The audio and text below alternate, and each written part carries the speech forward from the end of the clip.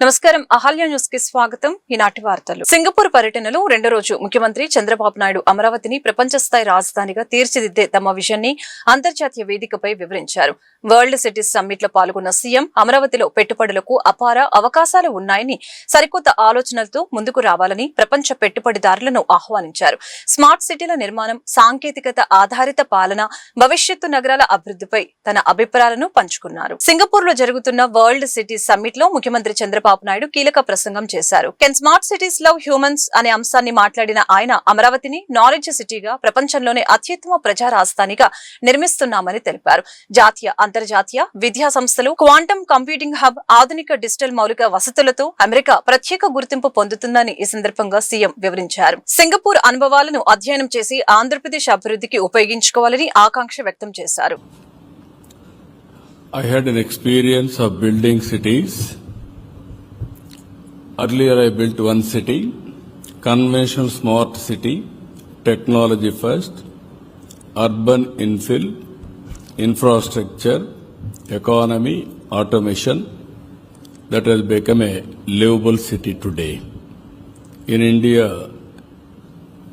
I built Hyderabad. It is a part of Hyderabad.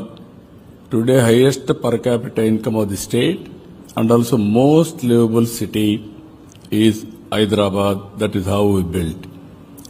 Future is, my state is divided into two states. God has given me to build one more city. That is where I am building Amravati today. This is a Hyderabad brownfield city. Now I am building greenfield city, new branded city. In this, future city people first.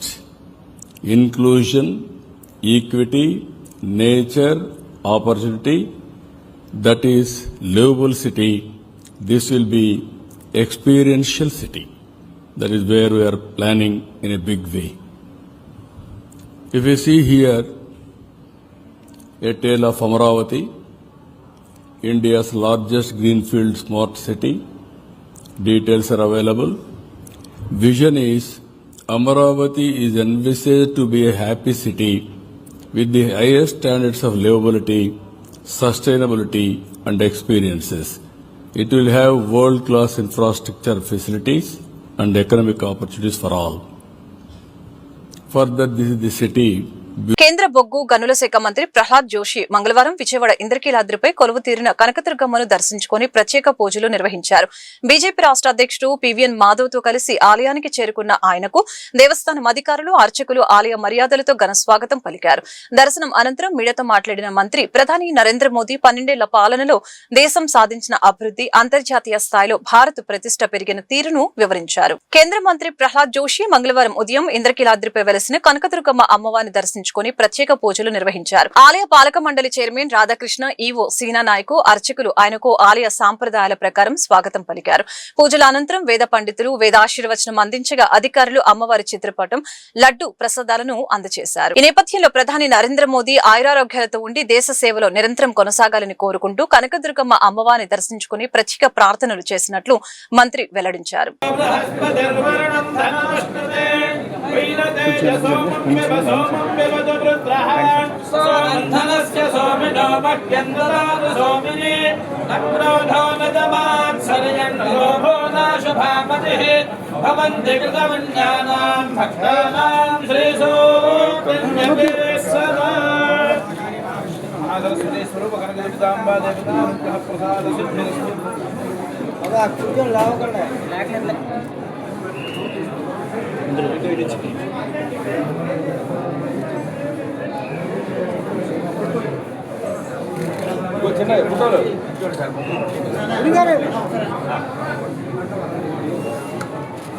I am in Vijayawada to communicate to the public and create awareness. After the record completion of Prime Minister Modi as the longest serving elected Prime Minister, we all feel that it is our duty to communicate to the public at large, who are our Maliks, means they are our bosses.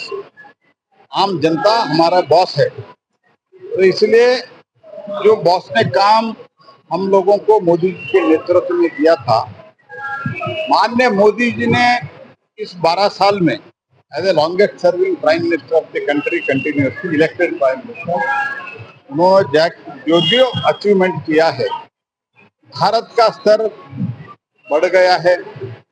दुनिया में भारत को देखने का नजरिया बहुत ही बदल गया है। इस संदर्भ में हम अलग अलग जगह जाके 12 वर्ष का अचीवमेंट के बारे में हम जनता के सामने हमारा रिपोर्ट कार्ड, हमारा प्रोग्रेस कार्ड रख रहे हैं। तो उसी समय इधर सुप्रसिद्ध और जागृत देवस्थान कनक दुर्गा माता मंदिर को मैंने इधर दर्शन के लिए आया था। ప్రధాని మోదీ నాయకత్వంలో భారత్ అత్యంత వేగంగా అభివృద్ధి చెందే ఆర్థిక వ్యవస్థగా అవతరించిందని కేంద్ర మంత్రి ప్రహ్లాద్ జోషి అన్నారు.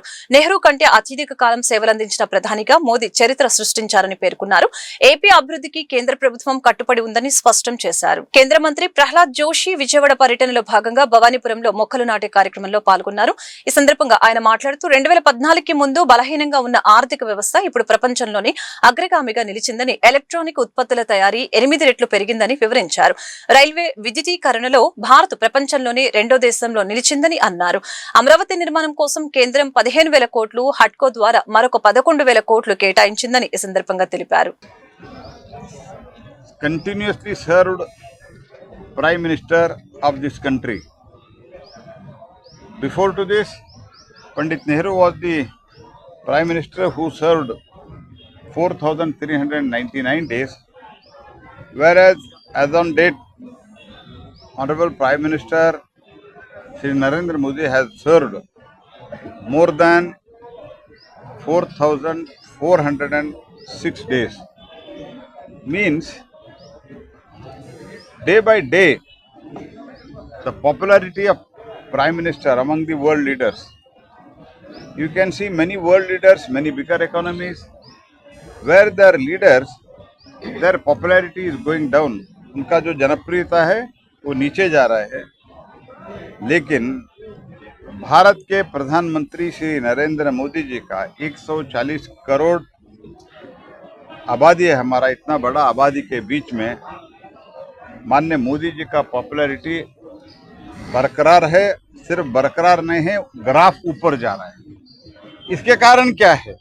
एक तो रिकॉर्ड है, इतने दिन तक प्रधानमंत्री रहे हैं, और इसके साथ ही साथ जो काम हुआ है वो काम अगर गिनना है तो बहुत समय लगेगा, लेकिन 2-3 विषय मैं उल्लेख करने का कोशिश करता हूँ।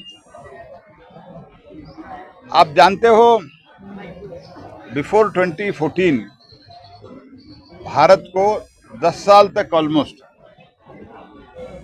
एक बहुत ही वीक अर्थव्यवस्था, अशक्त व्यवस्था, 5 दुनिया में बहुत अशक्त व्यवस्था था, दुर्बल इकोनॉमी था। इन दैट दुर्बल इकोनॉमी 5 में भारत भी था। फ्रैजाइल 5 ऐसे बुलाते थे। आज फ्रैजाइल 5 से भारत दुनिया के सबसे तेजी से बढ़ने वाली अर्थव्यवस्था बन गई है। We are the fastest growing economy of the world. तो इंफ्रास्ट्रक्चर में, रेल इंफ्रास्ट्रक्चर में 100% हमने रेल इंफ्रास्ट्रक्चर, रेल नेटवर्क भी बढ़ाया, उसके साथ ही साथ पूरा 100% इलेक्ट्रिक। आज दुनिया में కర్ణాటక హిందుస్థానీ సంగీత ప్రక్రియలు రెండింటిలోనూ రాణిస్తున్న శ్రీలలిత ప్రతిభను కేంద్ర మంత్రి ప్రహ్లాద్ జోషి అభినందించారు. శ్రీలలిత భవిష్యత్తులో అంతర్జాతీయ స్థాయిలో గొప్ప గాయనిగా ఎదిగి దేశానికి కీర్తి ప్రతిష్టలు తీసుకుని రావాలని మంత్రి ఆకాంక్షించారు. ప్రధాని నరేంద్ర మోదీ నేతృత్వంలోని 12 ఏళ్ల సుపరిపాలన సాధించిన విజయాలపై రూపొందించిన ప్రత్యేక పుస్తకాన్ని ఆమెకు అందజేశారు. కేంద్ర మంత్రి ప్రహ్లాద్ జోషి విజయవాడ పర్యటనలో భాగంగా నగరంలోని లోటస్ ల్యాండ్ మార్క్ లో ఉన్న ప్రముఖ యువ గాయని శ్రీలలిత నివాసాన్ని సందర్శించారు. ఈ సందర్భంగా ప్రధాని నరేంద్ర మోదీ నేతృత్వంలోని 12 ఏళ్ల సుపరిపాలన సాధించిన విజయాలపై రూపొందించిన పుస్తకాన్ని ఆమెకు అందజేశారు. గతంలో దేవి నవరాత్రుల సమయంలో శ్రీలలిత పాడిన విజయవాడ కనకదుర్గమ్మ భక్తి గీతాన్ని ప్రధాని మోదీ స్వయంగా సోషల్ మీడియాలో పంచుకున్న విషయాన్ని బీజేపీ నేతలు ఈ సందర్భంగా గుర్తు చేశారు. ఈ కార్యక్రమంలో బీజేపీ రాష్ట్ర నాయకులు మాధవ్, గుడిపాటి సీతారాం, పి శివప్రసాద్ తదితరులు పాల్గొన్నారు. ఇప్పుడు ఈవిడ శ్రీలలిత గారి దగ్గర రావడం జరిగింది. ఆవిడకి ప్రత్యేకత మనందరికీ తెలుసు. ఆవిడ యొక్క మన ఇంద్రకీలాద్రి పైన, అమ్మవారి పైన అద్భుత గానం చేసింది. ఆ అద్భుత గానానికి స్వయంగా ప్రధానమంత్రి గారు పరవశించి ఆయన యొక్క సోషల్ మీడియా హ్యాండిల్లో పెట్టడం జరిగింది. దేవీ నవరాత్రుల సందర్భంగా ఒక తెలుగు పాటని, అలాగే మన విజయవాడ సంబంధించి కనకదుర్గ అమ్మవారికి సంబంధించిన ఏదైతే లీలా కటాక్షం ఉందో దానంతా కూడా అద్భుతంగా ఆవిడ గానామృతం ద్వారా అందించడం జరిగింది. దాన్ని ఆయన ఎప్పుడైతే ట్వీట్ చేశారో దేశవ్యాప్తంగా దాన్ని పెద్ద చర్చకు దారితీసింది. కనుక అటువంటి అదృష్టవంతురాలు, అలాగే నరేంద్ర మోడీ గారు కూడా అదృష్టం. అంటే అమ్మవారి గురించి ఆయన సోషల్ మీడియా హ్యాండిల్లో పెట్టడం. కానీ అటువంటి సందర్భంలో వాళ్ళ ఇంటికి రావడం జరిగింది, వాళ్ళు కలవటం జరిగింది, ఆ పాట కూడా వినటం జరిగింది. ప్రహ్లాద్ జోషి గారు ప్రత్యేకంగా చాలా అభినందించారు. ఆయన కూడా సంగీత ప్రేమికుడు. ధార్వాడ్ హుబ్లీ ఏరియాలో సంగీతోత్సవాలు జరుగుతాయి. అనేక రకాల విషయాలు మాట్లాడుకోవడం జరిగింది. కనుక మరొకసారి ఆవిడకి ఈ 12 years సందర్భంగా బుక్స్ लेकिन बोल नहीं सकता हूँ. Friends,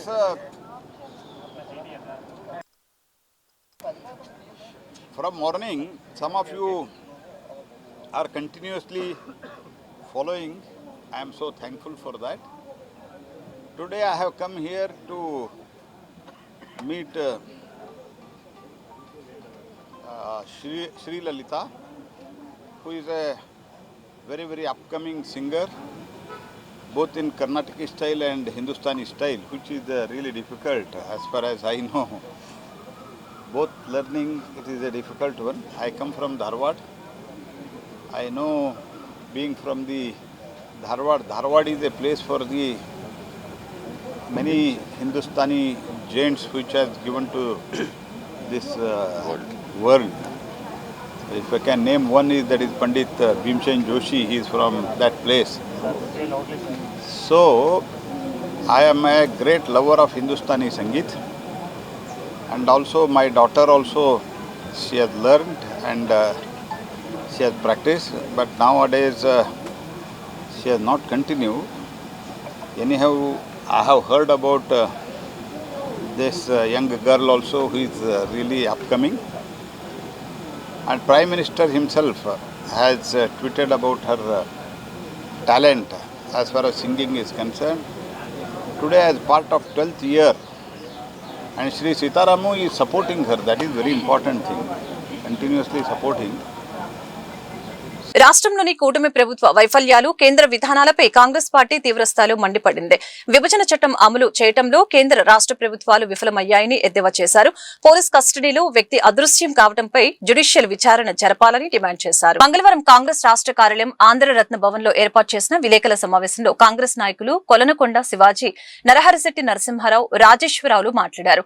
పోలీస్ కస్టడీలో వ్యక్తి అదృశ్యం కావడంపై జ్యుడిషియల్ విచారణ జరపాలని డిమాండ్ చేశారు. ఈ ఘటనకు బాధ్యులైన పోలీసులపై 302 సెక్షన్ కింద కేసు నమోదు చేయాలని, స్టేషన్ కి సంబంధించిన సీసీటీవీ ఫుటేజీ, కాల్ రికార్డుల్ని కోర్టుకు సమర్పించాలని కోరారు.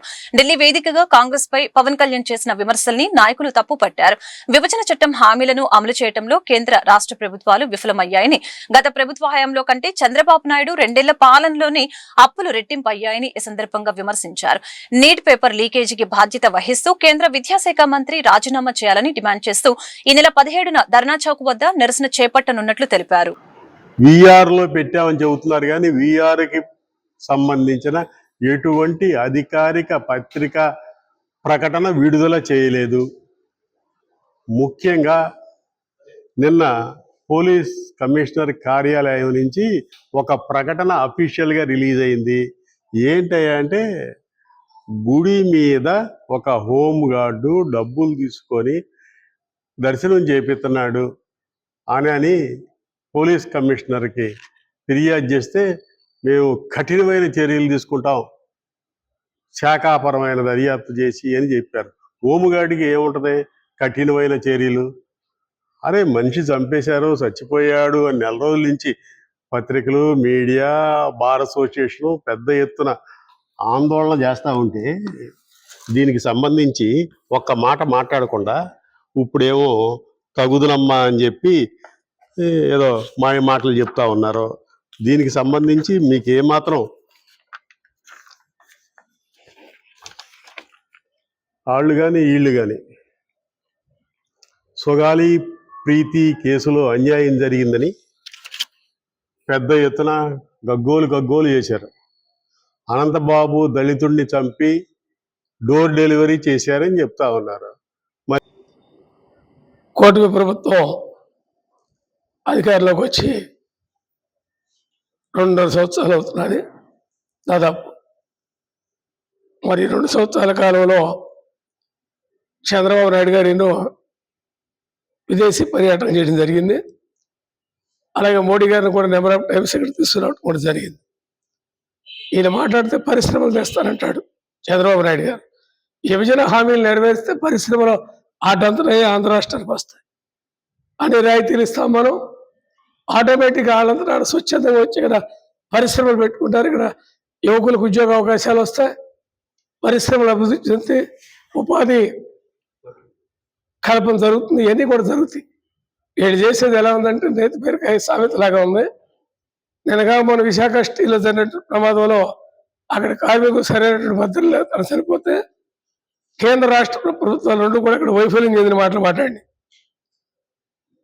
ఇక పవన్ కళ్యాణ్ గారికి వస్తే ఆయన జాతీయ సమగ్రత సమైక్యత అనేటటువంటి జాతీయ స్థాయిలో మాట్లాడొద్దని మేము అనం. కాకపోతే ఆయన పూర్తిగా తెలుసుకుని మాట్లాడితే బాగుంటుంది. ఆయన మాట్లాడే ముందు భారత జోడో యాత్ర పెట్టారు, రాహుల్ గాంధీ గారు అన్ని రాష్ట్రాలు తిరిగారు. నేను తిరగొద్దంటే ఎవరు తిరగొద్దన్నారు? తిరగొద్దని ఎవరల్లా మా గౌరవ ముఖ్యమంత్రి రేవంత్ రెడ్డి గారు చెప్పారు. వడ్డే నవీన్ ప్రధాన పాత్రలు నటించిన ట్రాన్స్ఫర్ త్రిమూర్తులు చిత్రం ఈ నెల 19న థియేటర్లో విడుదల కానుంది.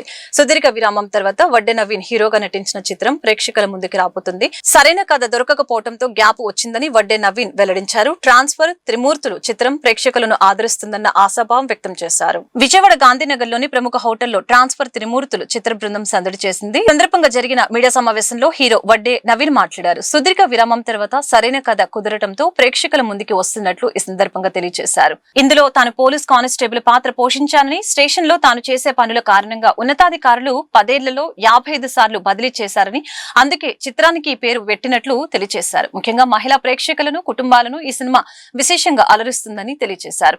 ఇప్పటికే విడుదలైన టీజర్ పాటలకు మంచి స్పందన వస్తుందని హీరోయిన్ రాశి సింగ్ చిత్ర యూనిట్ సభ్యులు కృతజ్ఞతలు తెలిపారు. నమస్కారం. ట్రాన్స్ఫర్ త్రిమూర్తులు ఈ నెల జూన్ 19న థియేటర్స్లో రిలీజ్ అవుతుంది. ఈ మూవీ మేము మంచి కంటెంట్తో, గుడ్ విజువల్స్ అండ్ సౌండ్తో ఎంతవరకు బాగా చేయాలో చేశాము. మా అందరికీ చాలా కాన్ఫిడెంట్గా ఉంది మీకు నచ్చుతుందని. మీ అందరూ ఎవరో చెప్పటం గురించి ఆగకుండా ఫస్ట్ డే మార్నింగ్ షో నుంచి అందరూ వచ్చి మీ ఒపీనియన్ అప్పుడు తెలిపారు. And transfer Trimurthulu will entertain you అని నేను అనుకుంటూ all over wear ever Telugu audience అదే ఎన్నాళ్ళు నన్ను ప్రొపగేట్ చేస్తూనే వచ్చారు. ఈ సినిమా గురించి ఇంకా ఈ టీజరు, ఈ సాంగ్స్ ఇవన్నీ చాలా వైరల్ చేశారు.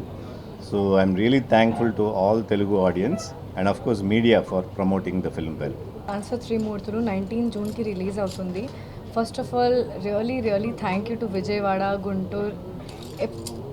ప్రతిసారి వచ్చినా చాలా ప్రేమ చూపిస్తారు. చాలా మంచి ఫుడ్ కూడా ఎవ్రీ టైం ట్రై చేస్తాను. So very thankful.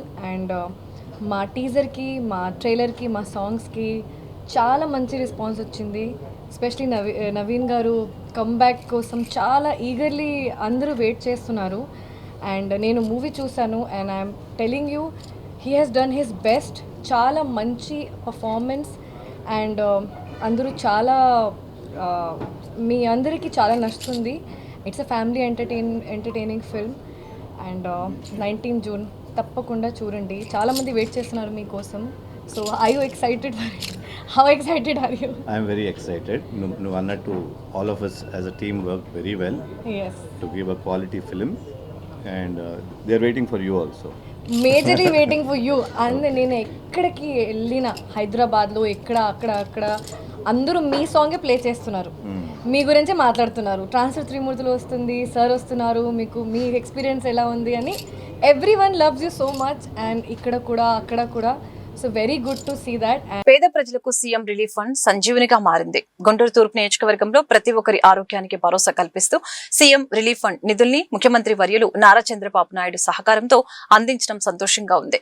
స్థానిక మా కార్యాలయంలో 51 మంది లబ్ధిదారులకు 20 లక్షల రూపాయల విలువైన సీఎం రిలీఫ్ ఫండ్ చెక్కుల్ని పంపిణీ చేశాం. అనుకోని అనారోగ్యం కుటుంబాన్ని కుంగతీసిన సమయంలో సీఎం రిలీఫ్ ఫండ్ అండగా నిలిచిందని లబ్ధిదారులు చెబుతూ ఉంటే చాలా ఆనందం కలిగింది. కూటమి ప్రభుత్వం అధికారంలోకి వచ్చాక గుంటూరు తూర్పు నియోజకవర్గంలో ఇప్పటివరకు సుమారు 11 కోట్లకు పైగా విలువైన సీఎం రిలీఫ్ ఫండ్ నిధులు అందించాం. ఇది పేద ప్రజల ఆరోగ్యం పట్ల కూటమి ప్రభుత్వానికి ఉన్న చిత్తశుద్ధి అని చెప్పడానికి గర్వపడుతున్నాం. రాష్ట్రంలో ఉన్నటువంటి ప్రతి పేదవాడికి కూడా వైద్యం భారం కడుతున్నటువంటి ఆలోచనతో ఎప్పుడు లేనటువంటి విధంగా ఈరోజు కూటమి ప్రభుత్వం ఏర్పడినప్పటి నుండి ఒక పక్కన ఎన్టీఆర్ వైద్య సేవ ద్వారా ఉచితంగా వైద్యం అందిస్తూ ప్రభుత్వ ఆసుపత్రుల్లో అందుబాటు లేనటువంటి వైద్యాన్ని కార్పొరేట్ హాస్పిటల్లో తీసుకోవాలనేటువంటి ఆలోచన కలిగినటువంటి పేదలకు ప్రభుత్వం విరివిరిగా సహాయం అందిస్తున్నటువంటి పరిస్థితులు. ఈరోజు ఆర్థికంగా ఆ కుటుంబాలు చిత్తకల్లు పడిపోకూడదనేటువంటి ఆలోచనతో పెద్ద ఎత్తున దాదాపు ఇప్పటికే 800 కోట్ల రూపాయలతో రాష్ట్రంలో అనేక మంది పేదలకు వైద్య ఖర్చుల కోసం వేలాది రూపాయలు ఇస్తున్నటువంటి పరిస్థితులు ఉన్నాయి.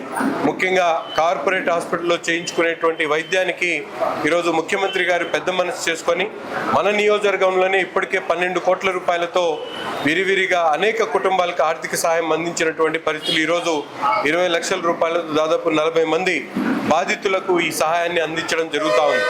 ఈరోజు ఒక పక్కన కార్పొరేట్ హాస్పిటల్లో వైద్యం అందించడమే కాకుండా ప్రభుత్వ వైద్యశాలలో అవసరమైనటువంటి సహాయక సిబ్బందిని కానీ డాక్టర్లు కానీ అలాగే మల్టీ స్పెషాలిటీ డాక్టర్స్ దగ్గర నుండి ఎఫ్ఎన్ఓస్ ఎంఎన్ఓస్ వరకు ప్రతి ఒక్కరిని కూడా రిక్రూట్ చేసుకునేటువంటి కార్యక్రమం, మౌలికంగా అనేక సదుపాయాలు ప్రభుత్వ ఆసుపత్రుల్లో అభివృద్ధి చేసేటువంటి కార్యక్రమం కూడా ఈ కూటమి ప్రభుత్వంలో చేపట్టడం జరుగుతూ ఉంది. ప్రభుత్వం చిత్తశుద్ధితో పేదల పక్షాన వారి మంచి చేయాలనేటువంటి ఆలోచనతో పనిచేస్తున్నటువంటి పరిస్థితులు ఉన్నాయి. ముఖ్యమంత్రి గారు ప్రత్యేకమైనటువంటి ఆలోచనతో ఈ కార్యక్రమాన్ని ముందుకు తీసుకుని వెళ్తా ఉన్నారు. ఆర్థికంగా ఎన్ని ఇబ్బందులు ఉన్నా కూడా పేదవాడు వైద్యం అందక ఇబ్బంది పడకూడదనేటువంటి ఆలోచనతో ఈ కార్యక్రమాన్ని ప్రతి ఒక్కరికి కూడా అందించడం జరుగుతూ ఉంది. ముఖ్యంగా ముఖ్యమంత్రి గారికి మన నియోజకవర్గ ప్రజల తరపున ఎవరైతే బాధితులను వాళ్ళందరి తరపున కూడా హృదయపూర్వకమైనటువంటి ధన్యవాదాలు తెలుపుతా ఉన్నాం. ఈ వార్తలు ఇంతటితో సమాప్తం. మరొక బులెటిన్ మళ్ళీ కలుద్దాం. నమస్కారం.